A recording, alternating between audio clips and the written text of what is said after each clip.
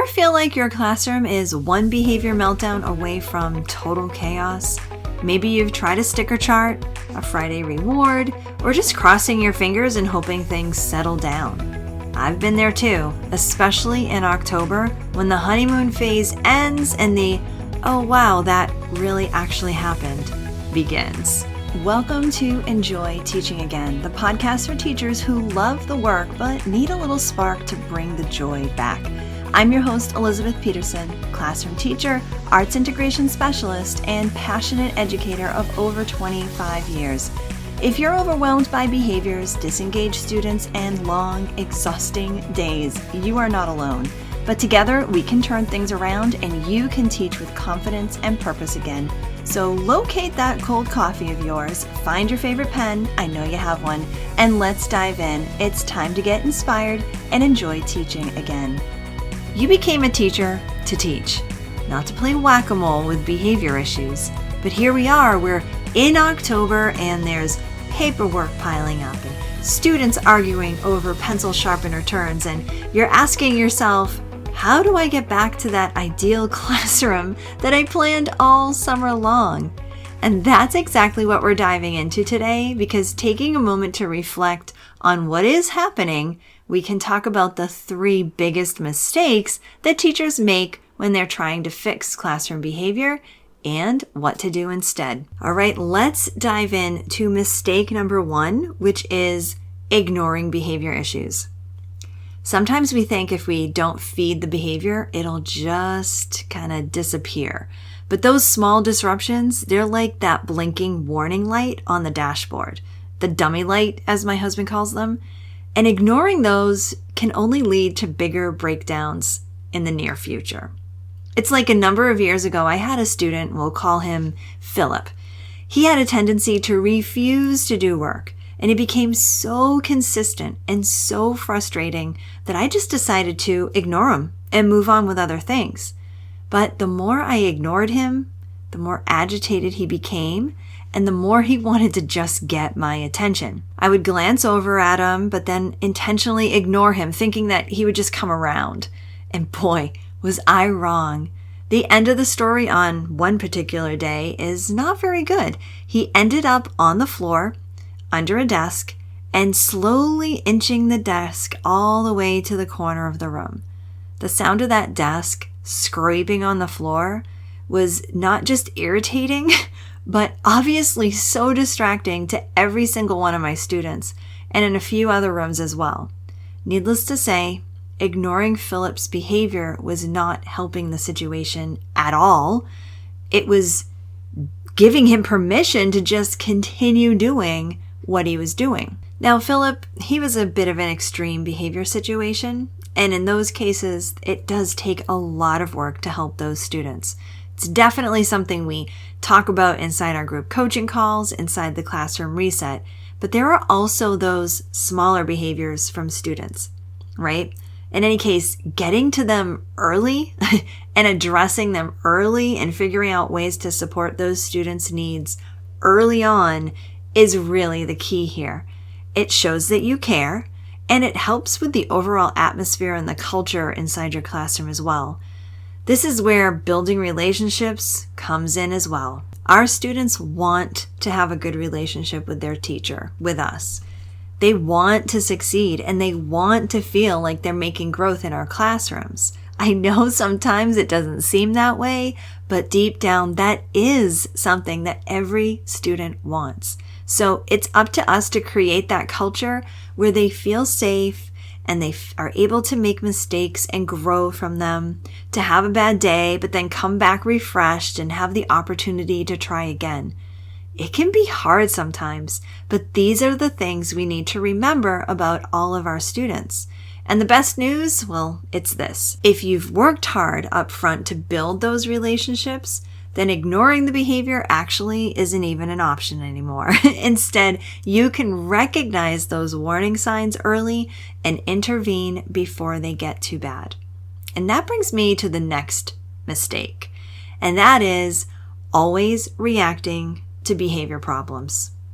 Let's be honest, When we ignore behaviors, we usually end up reacting to them later, and it's rarely our best moment. And yes, I am speaking from experience. Maybe we end up snapping or handing out a consequence that we regret or we can't even follow through with, or spending the rest of the day flustered ourselves. That's no fun. When I think back to that situation with Philip, I can't help but recall how I responded back then.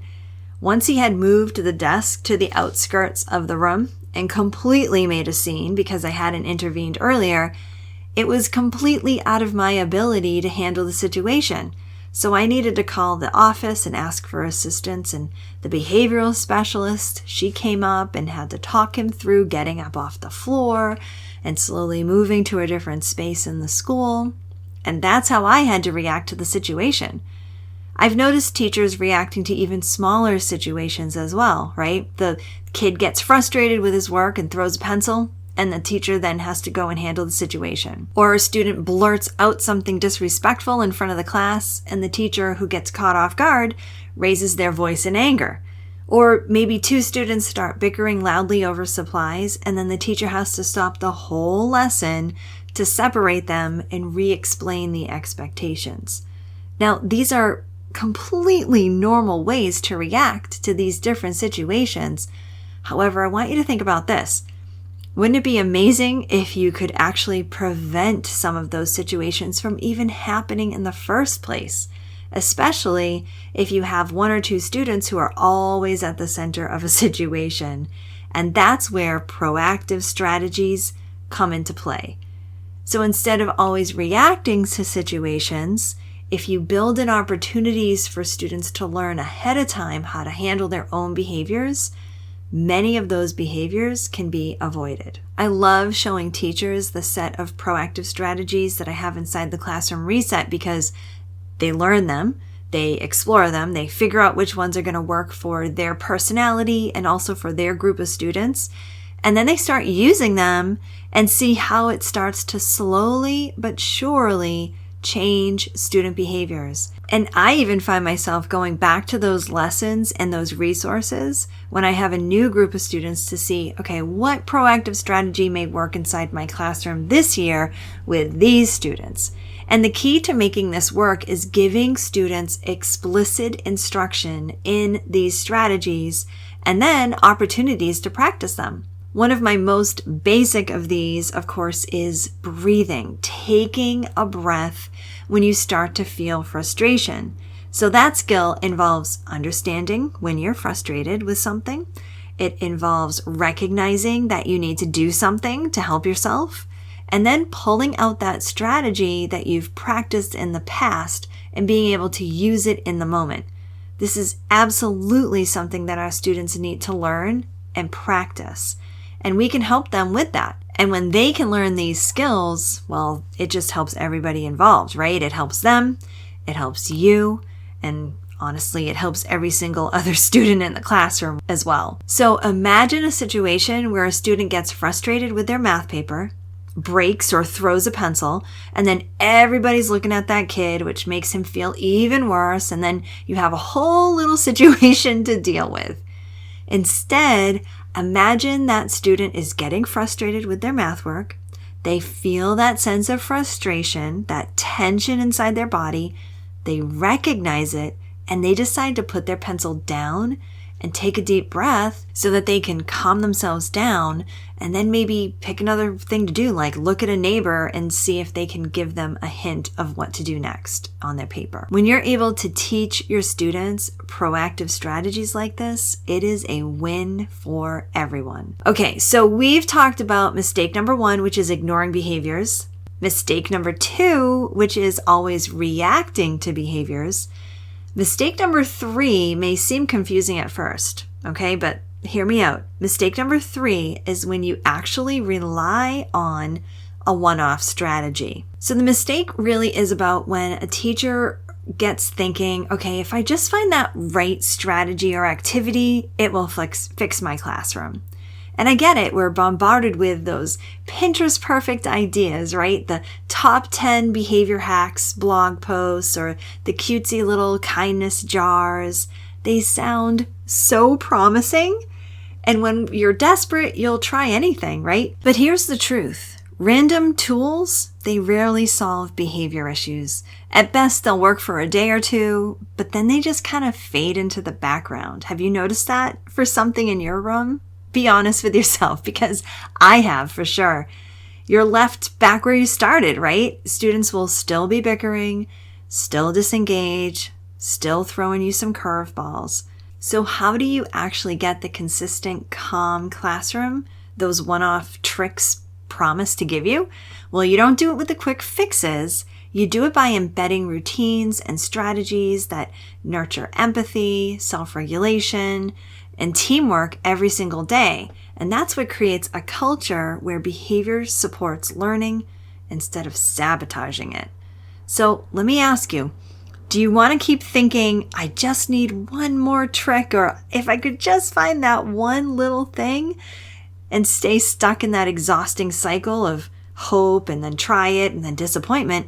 Or maybe you want to create a classroom culture that lasts, one that runs on connection and creativity. Now, if you're saying the latter, then you're in the right place, because I want to invite you to join me for my free Classroom Reset Challenge. During the challenge, you'll be part of 2 live 1-hour workshops on October 21st and 22nd. The first one, we're going to focus on improving student behaviors in practical and doable ways. And on the second day, we'll look at how those same strategies can actually help you to eliminate teacher burnout. And if you know me, we're not just going to stop at these 2 workshops. No. We're going to make this fun. We'll all need a little fun in our teacher-centered PD. So I'm including supportive community. We're going to have door prizes and giveaways. We're going to have creative challenges that remind you why you love teaching in the first place. And so I want you to head over to theinspiredclassroom.com/challenge and sign up today. It's completely free, and it is a wonderful reset for your classroom. You deserve it. So I'm going to see you inside the challenge. So let's get back to enjoying teaching together, okay? And be aware in the next week or so if you're making any of these mistakes. And hey, no judgment. This is about awareness. So mistake number 1, ignoring behavior issues. See if you can tell if you are tempted to ignore some of them. Mistake number 2, always reacting to behavior problems. Let's start thinking about how we can get more proactive instead. And number 3, relying on some of those one-off strategies. And instead, let's think about how we can actually change our actual classroom culture to make a foundation for our students to be able to come in, behave, and learn.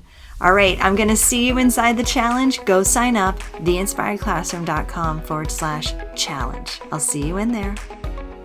I hope this episode inspired you, encouraged you, or gave you a fresh idea to try. And if so, I would love for you to take a screenshot and text it to one of your teaching buddies. I'm so grateful that you landed here with me today, and it would mean the world to me if you would leave me a review over on Apple Podcast. Thanks so much for being here, and I'll catch you on the next episode. This is Elizabeth Peterson reminding you to get inspired so you can be inspiring to your students and enjoy teaching again.